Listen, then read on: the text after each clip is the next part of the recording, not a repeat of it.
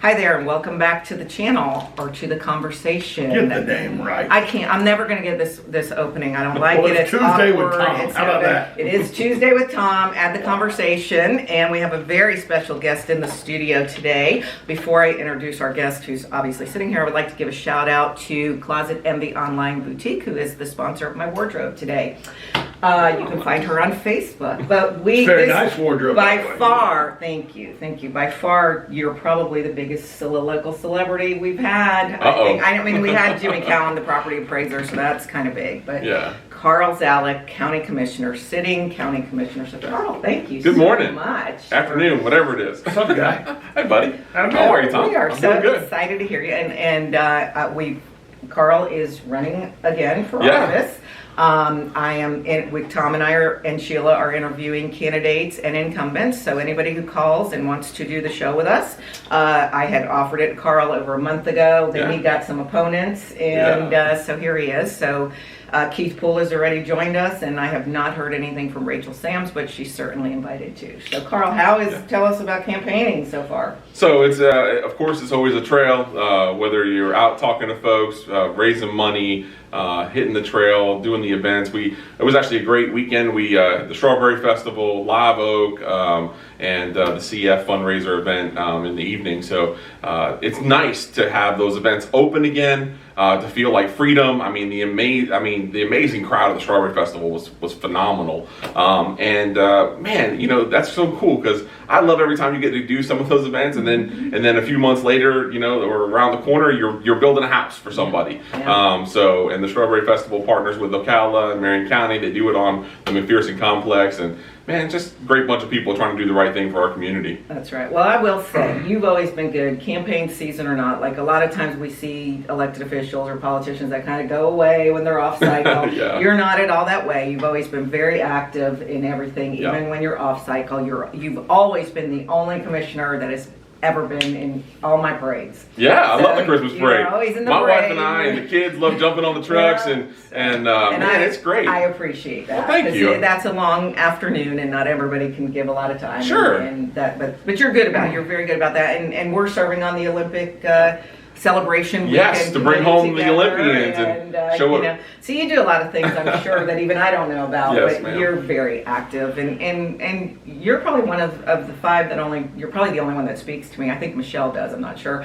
But you've always been real good about answering the phone. Yeah. I mean, Tom and I've talked about that on the show about elected officials who have the open door anytime policy. Can I give you a funny story about that? Uh-oh. And I know this happens all the time, but I call Carl. I do too. Frequently. I do too. And I know Carl looks at the phone and goes, "That's Tom. This probably isn't going to be good." And he answers the phone. Every time he answers the phone, he goes, "Hey, buddy, what's going on?" and I know, I go, and I always just go right into it. Yeah. Carl, let me tell you why I'm aggravated. That's exactly how it goes. I was actually going to say that. There's been a couple of times where I've called you, and he's given me probably the correct answer that I didn't like. I'm sure it was on me. So then I yell, and then he's still real calm, and he's like, "Well, so just because you didn't like it doesn't mean." I promise you, he's looking at his phone going, "I don't know what is wrong with him this time. I gotta answer." People don't understand unless you serve the magnitude of all the other things that you do that nobody knows about. Well, everybody thinks we do 2 meetings a month, and we, eat strawberries the rest of the time or something. Right. I don't know what it is. Parades. Right, I don't know. Riding parades, right? I mean, there's no workshops and meetings and a 1,500-page agenda to go with it, right? And TV shows. At least you're honest about it. Unlike some people in the political realm right now who thought they were getting appointed to a part-time job. But I won't call any names. I won't call any names. Now that's a long phone call. Let's get right to it because we can have a good time and all, but let's get right to it. You 12 years. Yeah. You're running again. Yes, sir. A couple times you've been running, there were issues that were real prominent. But right now, if you ask the John Q. public, they feel like, and I've asked on the radio show, taking in surveys, they feel like the county's in pretty good shape right now and it's running smooth. Yes, sir. Do you think that's going to help you this time? Because there's been issues. I mean, there was you were new, and then the Yankees thing came up, and then there was getting the economic downturn and you had to run through that and everything. Do you think now the perception that the county's in pretty good shape is a help to you or a hindrance that you don't have something you can key in on that this is the issue we got to work on? Well, I think that there is a lot of stuff. So you're absolutely right. I got in office 2010. Unemployment's 14.5, 14.3%, something like that. I mean, our economy was devastated, right? I mean, and so absolutely, we signed on a little bit later on FedEx, then Chewy, then AutoZone, Amazon. I worked with Kevin at the CEP actually to launch the Crossroads Commerce Park down there. Now we have Dollar Tree and a lot of great things. And so you're right, but there have been challenges, and there still are tremendous challenges, right? So we had the downturn, then we're coming out of the recession and all of that work financially. I mean, we got a big budget, right? It's basically $1 billion budget. Constitutional officers, public safety, right? I mean, we went from where firefighters were doing very poorly to where they're doing very well right now, and I hope that we're going to ratify a contract coming up here shortly. I just got a letter from the FOP in response to the pay grades we've been able to help them achieve and starting salaries, and those guys are doing better than they ever have and protecting our community. And so I think those are really good things that we struggled with, no doubt, 5 or 10 years ago, and it's taken us some time to get there. We've also walked through the pandemic, right? And lots of rookie commissioners, right, would make mistakes all through that. And I'm glad that we didn't. We were free. Shoot, we were sending letters to the governor saying, hey, we're not Miami, we're not South Florida, we're not Tampa. Open us up. We don't have the same infection rates that other places do. Our people can make decisions for themselves. We can live in liberty. We don't have to have masks. We never passed a mask mandate. We've never passed mandates on any of those things. And we made sure that those seniors that needed it the most, as our governor, obviously had the right thought process and trend, is to make sure that if we made available vaccines to those that were senior citizens, and we saved a lot of lives. I think that you can look at me as running with the right experience at the right time, or you can pick two of the rookies, right? We got rookies with different experience. You can put a developer builder on the board, or you can put someone with maybe not a whole lot of experience in general, right? And so I think that's great to have options. I think that running is good, and I think that will teach people that run an incredible opportunity, because there is no job interview in the world that is like running for office. I've set you up now, Sue, because I've got him talking about why he thinks that he needs another 4 years. And Carl, I would be remiss because I've asked it of everybody, Absolutely. So I'm not trying to do this in an attacking manner, but I am a proponent of term limits. I have been. I served for 8 years. I got off. Maybe.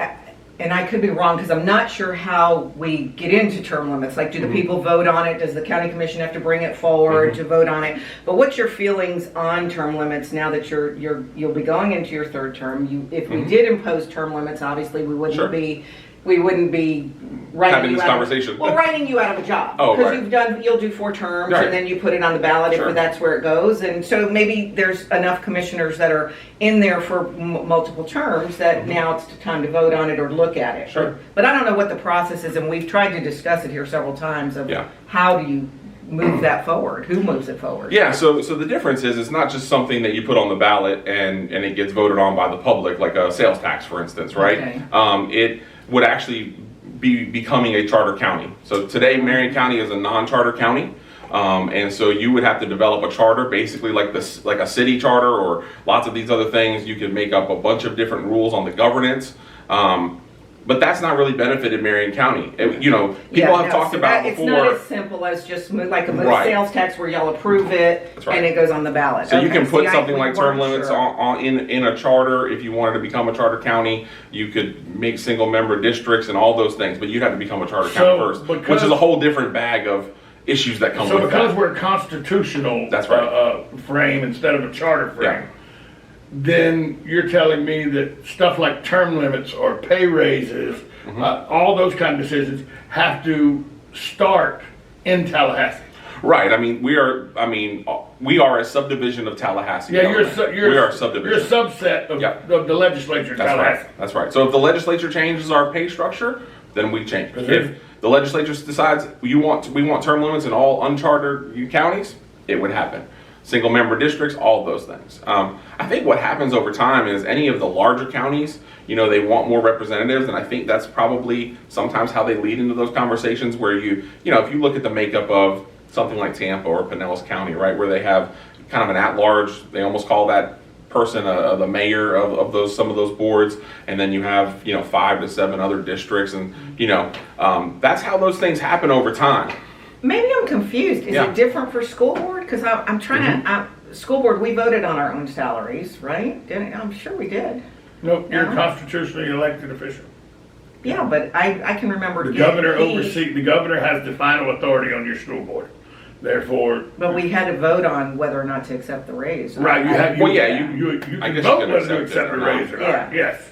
Yeah. So I'm sure that if you want to take less money or do something different, you can donate it back. Yeah, just like some officers or if 5 do. people vote against the raise, you don't take the raise. You have to, or 3 people. Yeah. Yeah. Right. So. But yeah, I mean, so you can, I think you can do those types of things, but you can't mandate a term limit or do any of those kind of things outside of a charter. Gotcha. So it would be a totally different way that we would govern the county. Yeah, I'm not really in favor of charter government as a whole. So I don't think you get a lot out of it, to be honest with you. No, you look what happens to some of these city charters. They're a mess. Yeah, I agree. I wouldn't. I could show you a city charter right now that's a mess.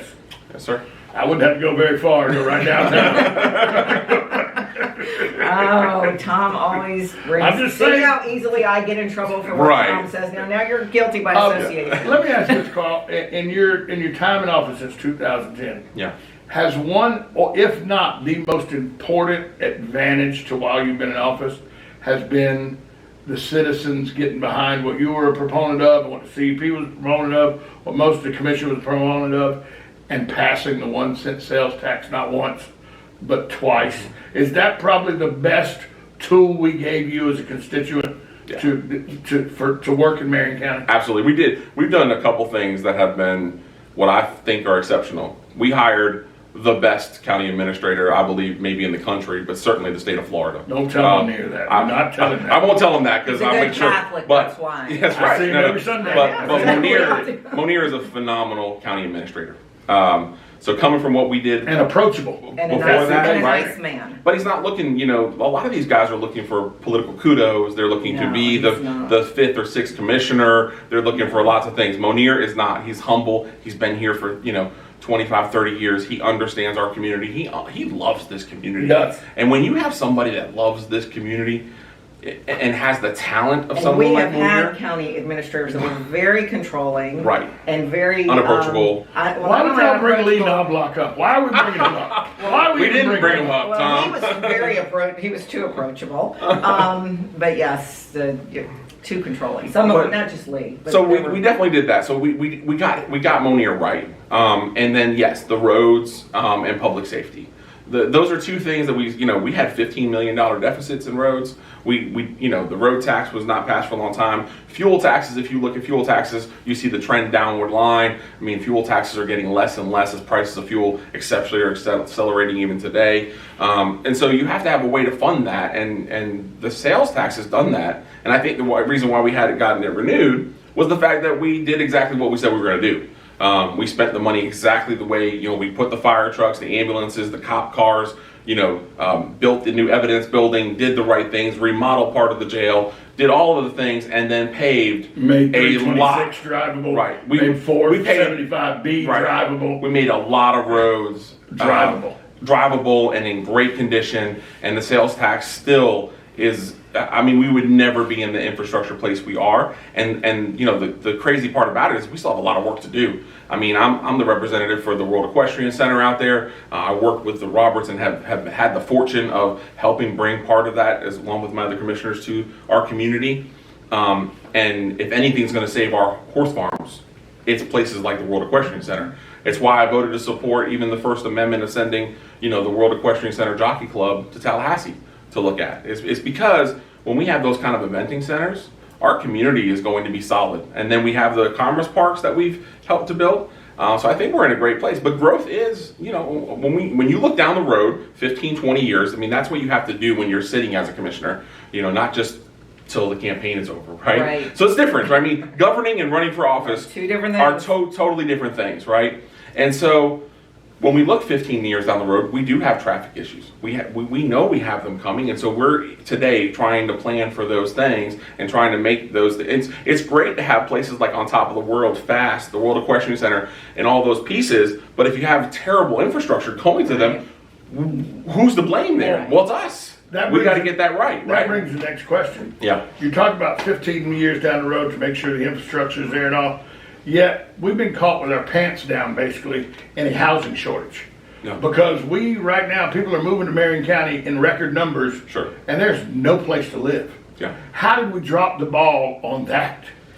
Well, I mean, I think that's just a market demand, Tom. I mean, honestly, I mean, you go through the recession, you come out of it, and it's not just a Marion County issue. It is a statewide, Southeast issue, and the reason is because we're free.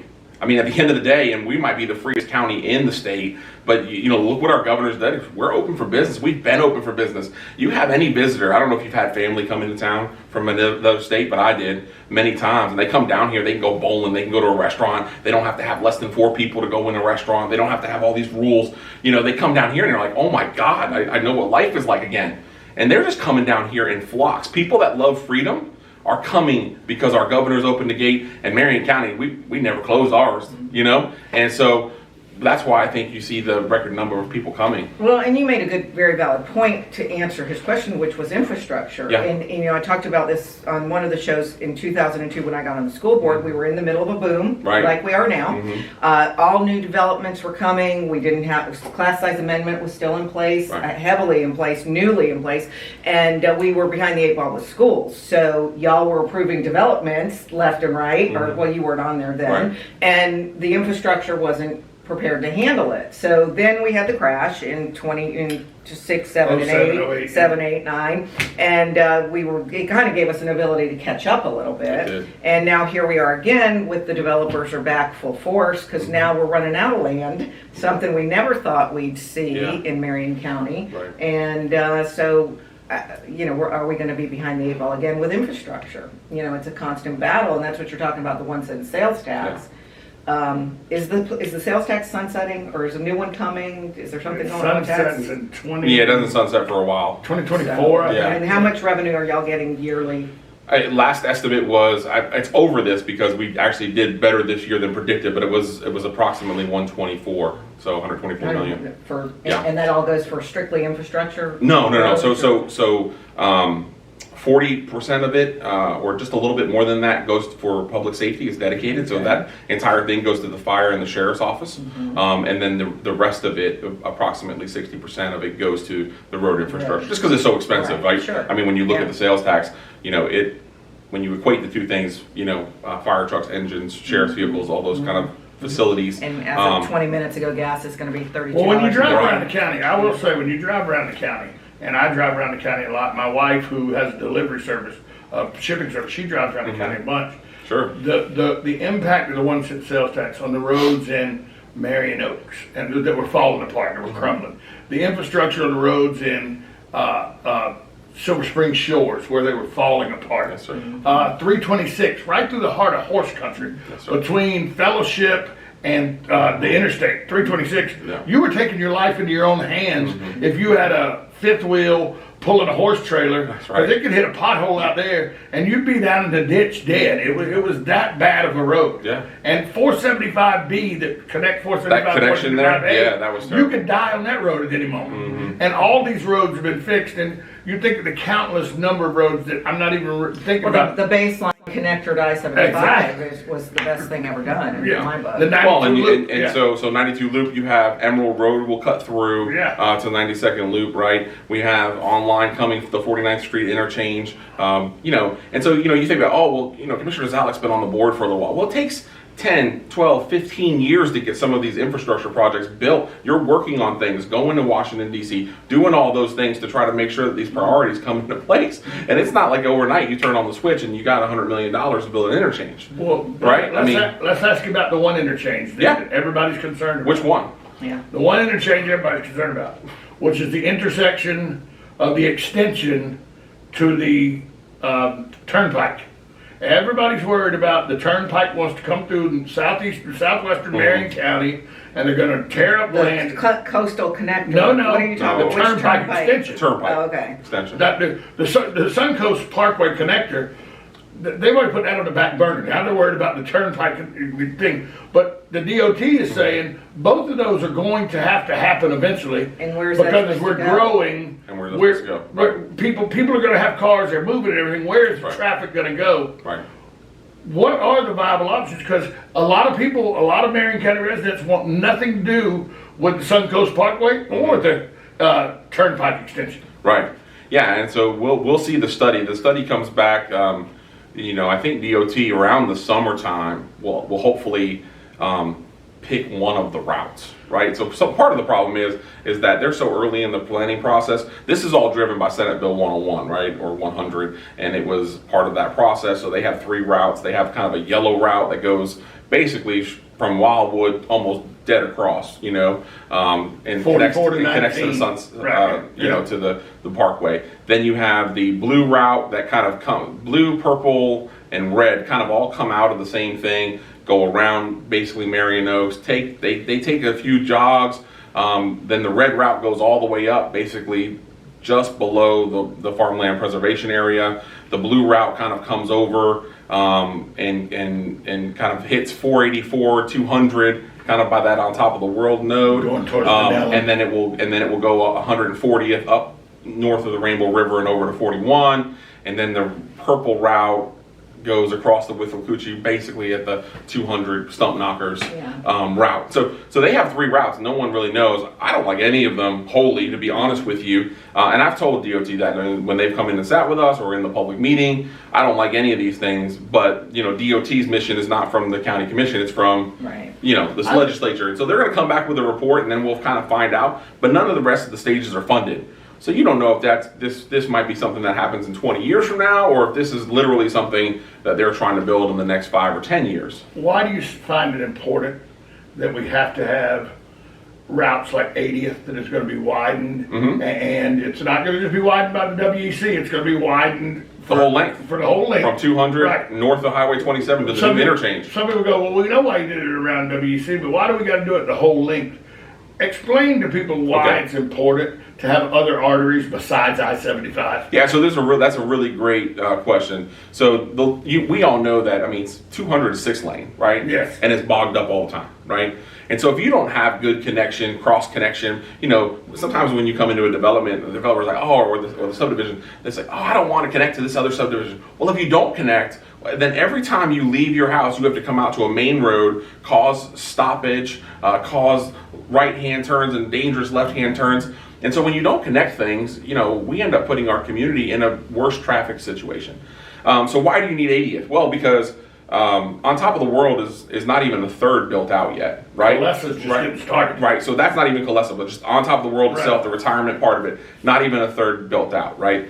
And that's all dumping out on 80th. Unfortunately, we have the school is great, but the position of the school right on 80th is not, not the best in the world. And the school board, I know working with you guys, but I'm just saying, when you look at those things, 80th wasn't in the position it was today, right? And so how does the school board know, right? When they built that school. Yeah, and so then you've got Coalessa, another 5,000 units over the next 5 or 10 years, however fast they build that out, with right? With a charter school there? With a charter school and FAST, the aquatic center, right? So now you have a lot more people. That's going to be families, not just over 55? That's correct. Yeah. So Coalessa is a family development. That goes from 60th to 80, and now 38th has to be 4-lane, right? And 40, and 80th. 80th will of course go all the way down with just the on top of the world and Coalessa traffic, and then you hit the WEC, and then past the WEC, we have our new interchange coming in at 49th. That will go over to, the next part of the Baldwin development and all the rest of it. Now, what happened right in 2011, when I was getting off the board, I was negotiating with Colin about property for a school before they built that subdivision. Did you get that?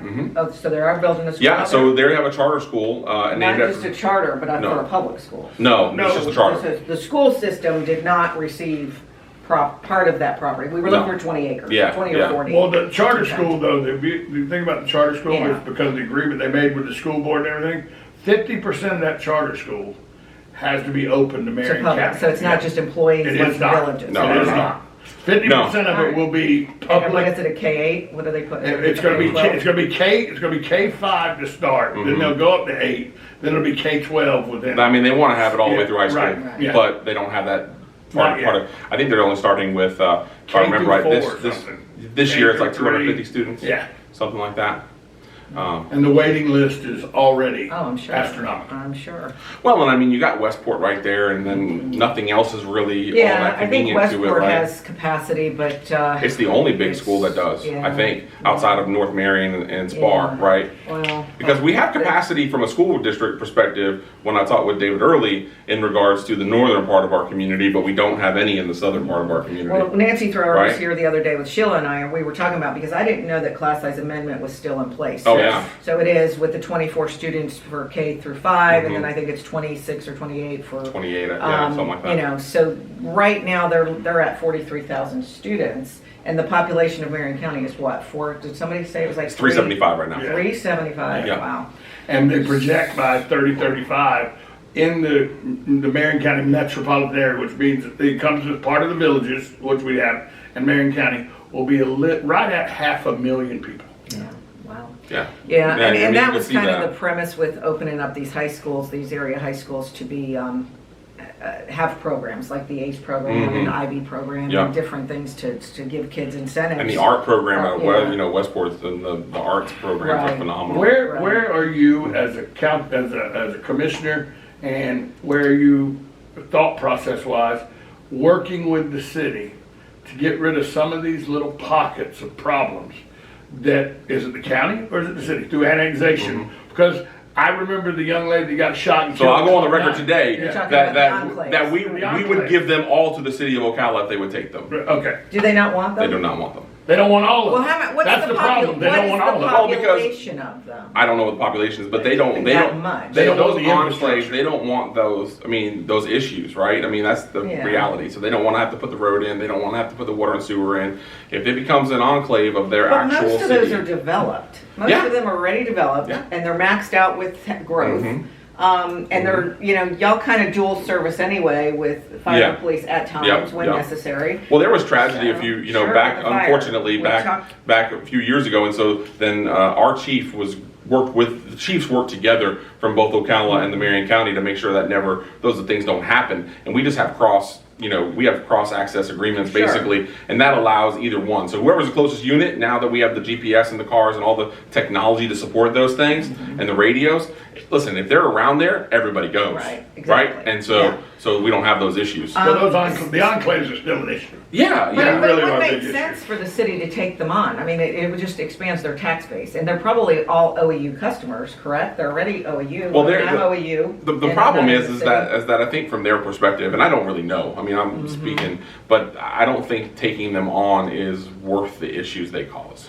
But I really believe that. I mean, otherwise, why would you not take them on? Because there are already those issues. We're going to those find out issues. because we're going to have a city council person on and Those, ask that question. yeah, but those issues, I mean, right? So they get to charge a surplus Sure. with the electric, right? So if they're outside of the city limits, they get to charge them 25% more, Mm-hmm. right? Just like they do for some of the county citizens. Yeah, believe me, You know, and so where I live, I I'm mean, on OEU where I and I pay live. 25% Like more. where Right, I live, and I'm everybody about, pays 25% more to have that a mile service. out of the county line.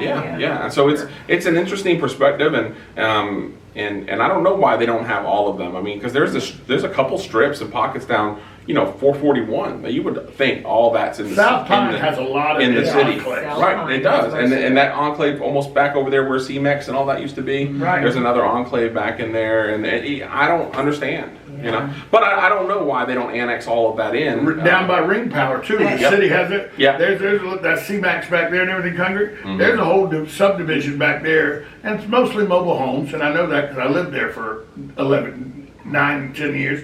But that when everything's city. The city, you pay city water, Right. you pay city utilities and everything.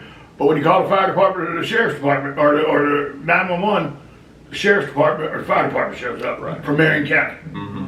Well, it's weird like it's that. off of Strange. 17th Street where the fire tragedy was with the Oxford boy. Right. That was right across from the Ale House, which It was is on- also county. Yeah. That whole That whole the spot. whole side of Lake Yeah. Ave is county. Where the young lady got tragically killed in a shooting at Cloud Nine yeah, was in the county, but that's Right. on South Pine. Right. Yeah. That's right. Does it go? But I think that enclave does go from Lake We're to Pine there. I think that's the same strip we're talking about. I haven't looked at that map in a long time. Yeah, because so. that became an issue with back in the day. But on each with side, the each school parking system. lot on the side of Cloud Nine was the city, but Cloud Nine and Cloud Nine parking lot was the county. Yeah.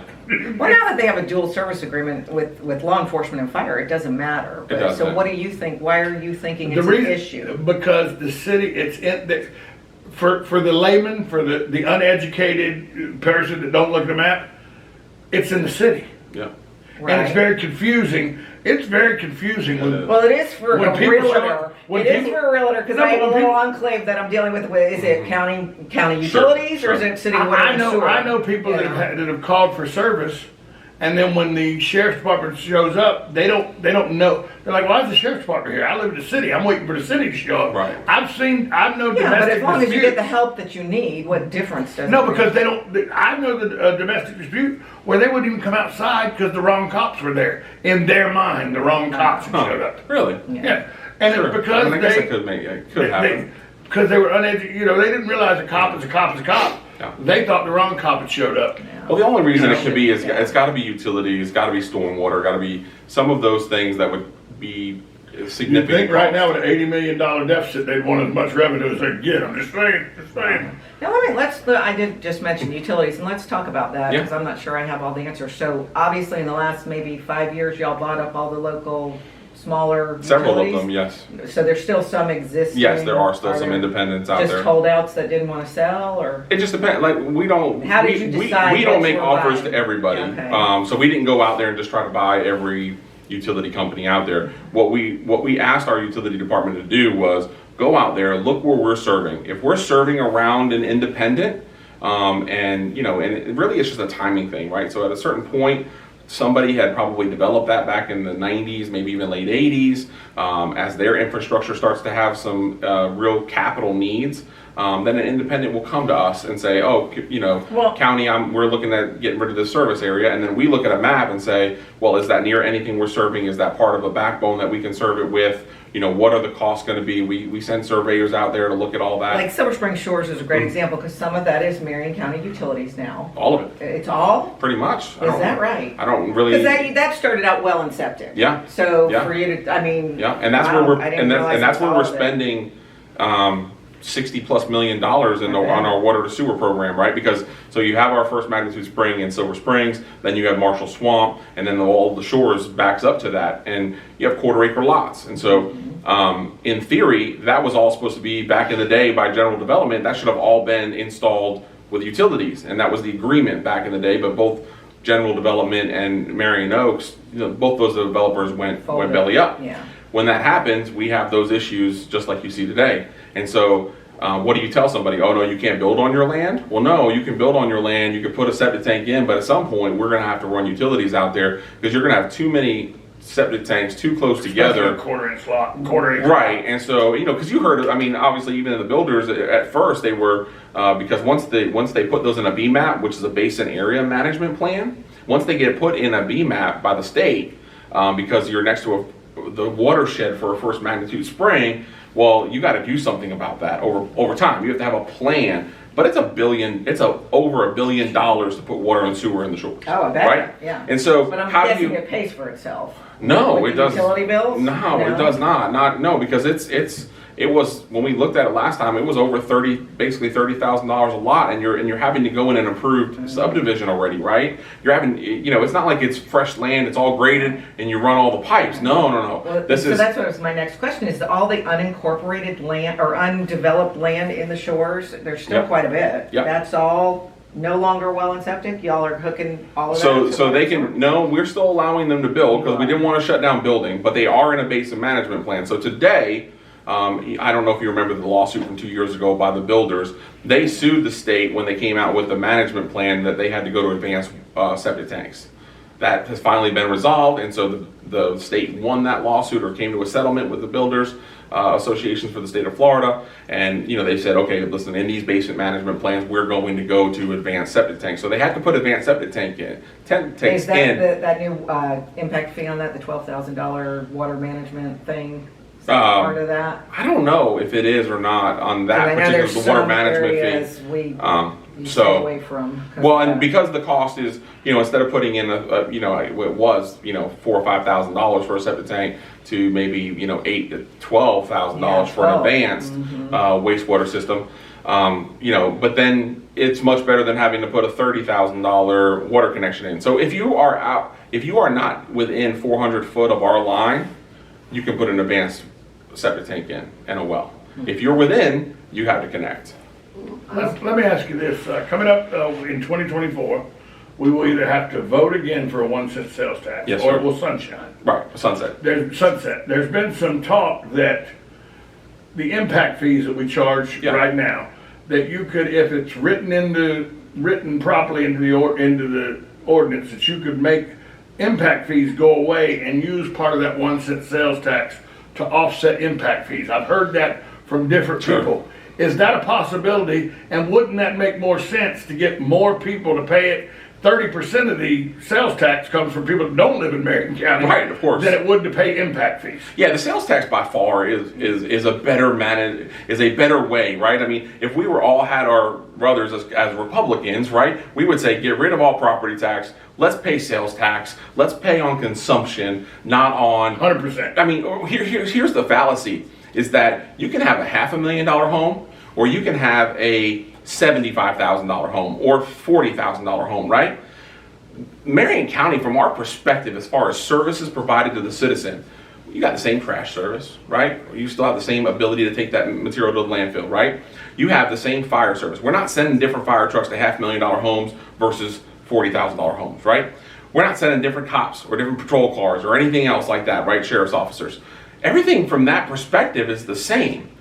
Why is it different?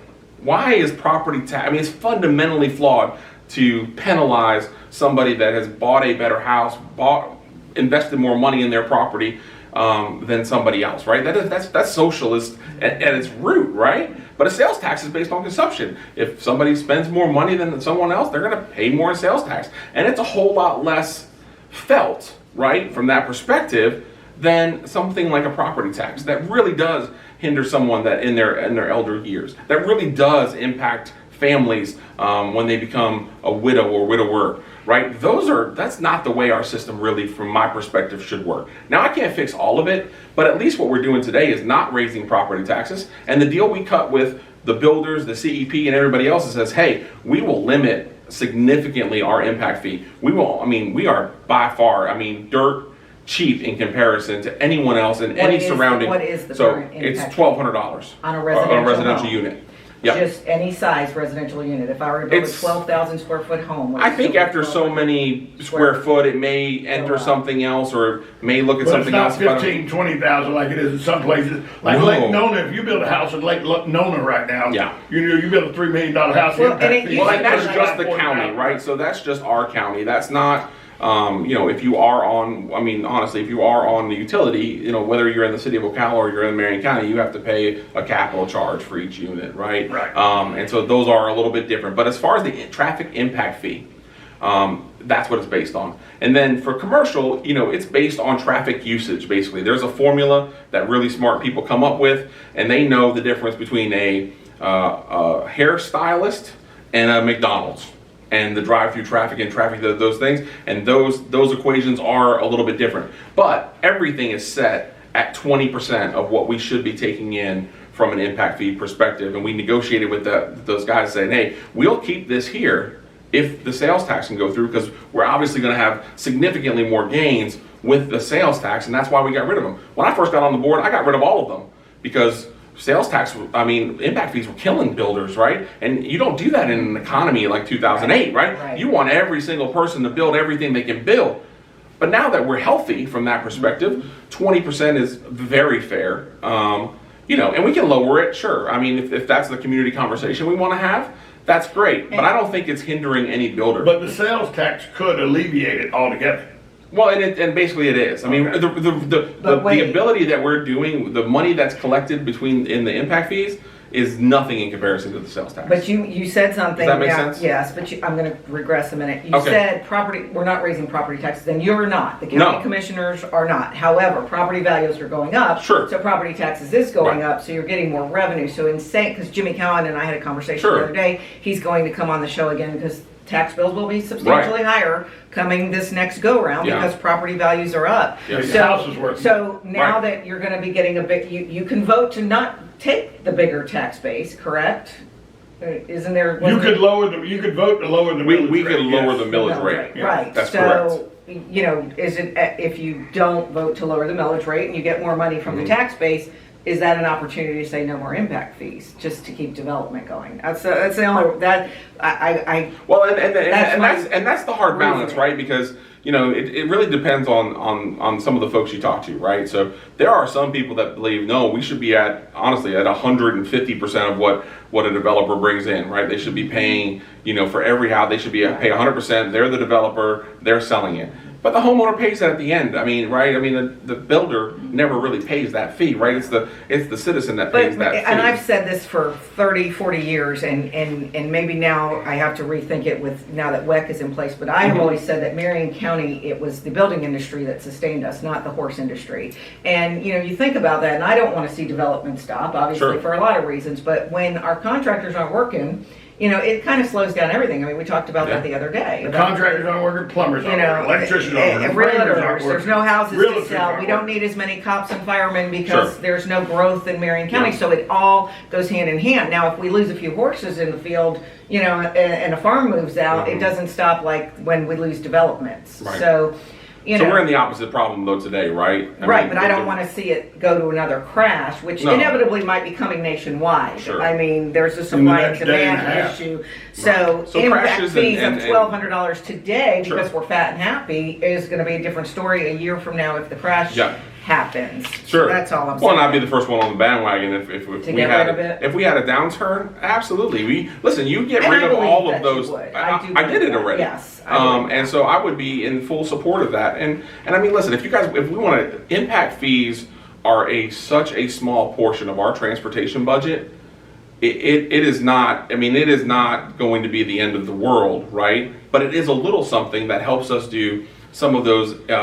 In turn lanes and do some of those other things based on, you know, which side of I-75 that impact fee was incurred, right? And so I've talked to people across the county that want to know this question.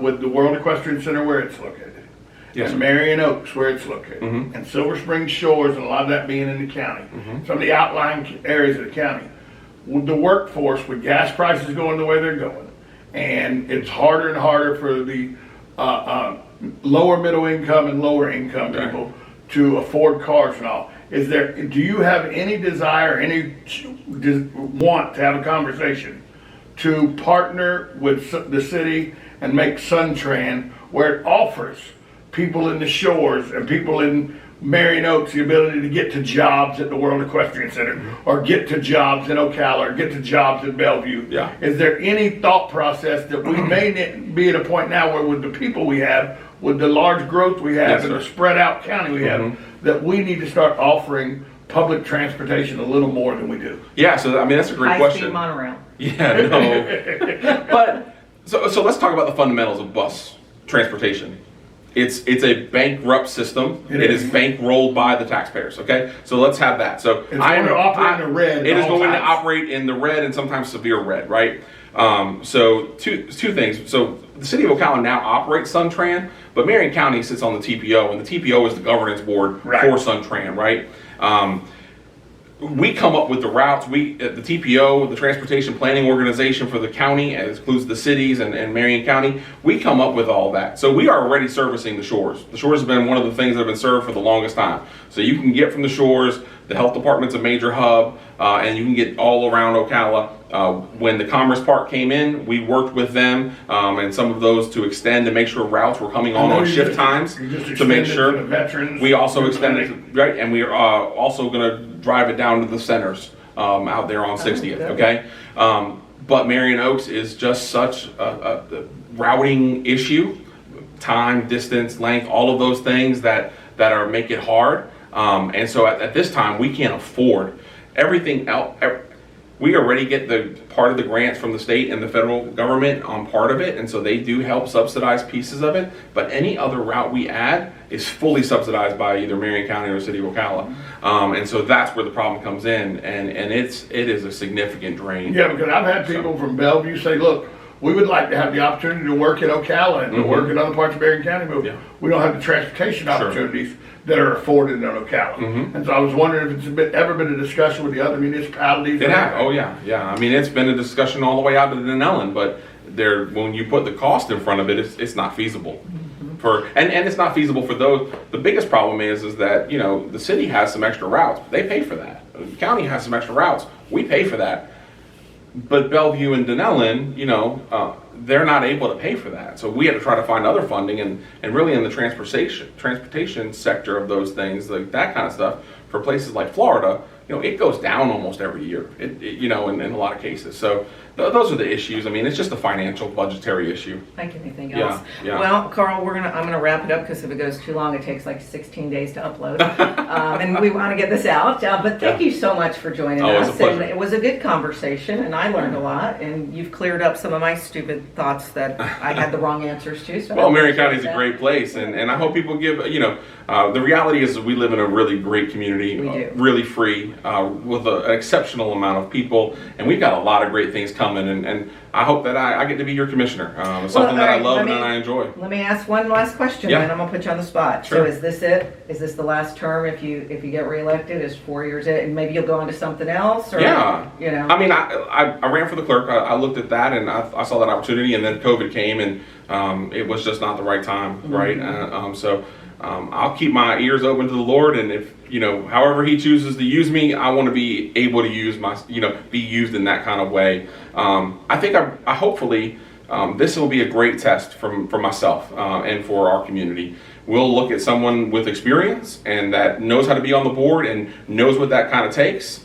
And we'll have some decisions for people that have not been on the board or not served in that capacity. And I think the people of Marion County will get to decide that, and I'm surely okay with that.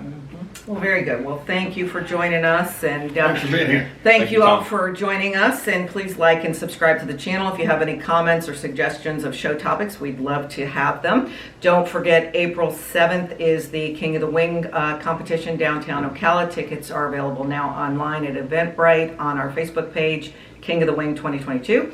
The Olympians Champions Celebration Weekend is March 25th and 26th. There will be a myriad of events for those 2 days, culminating Saturday afternoon, March 26th on the square. 5 p.m. will be a parade from Webb Stadium to the square, and then a big celebration for the Olympians on the square downtown Ocala. That'd be awesome. March 26th. Don't forget to set out your seats. I'm not sure if we allowed that or not, but don't forget to set out your seats, right? Yes, chairs are allowed. Yeah. They said it at the meeting. DOT gave the blessing that you can put your chairs. The route, again, from Webb Stadium on Martin Luther King and 40 to the downtown square. How do you got We'll be turning 441 shut onto down? the square. The dream in life, 441. I'm going to finally have 441 shut down for a parade. And it's going to be a good parade, and it'll be to honor the Olympians, three Olympic champions. Can I give a plug real quick? Absolutely. Do not forget that the most local radio show in Marion County, every morning from 8 to 11, WOCA 96.3 FM, 1370 AM, Ocala Talks. We talk about Marion County only, and things that affect Marion County. We do not give you Gainesville or Orlando's perspective. We give you Marion County's perspective on Marion County. With Mr. Tom Schmitz. So every morning, 8 to 11. This is just a culmination from that, or a continuation of that. But thank you to Closet Envy Online Boutique. Check her out online and on Facebook. And thank you all for joining us, Carl. Thanks. We hope you'll come back. Yeah, anytime. I hope it was painless for you. So thank you all.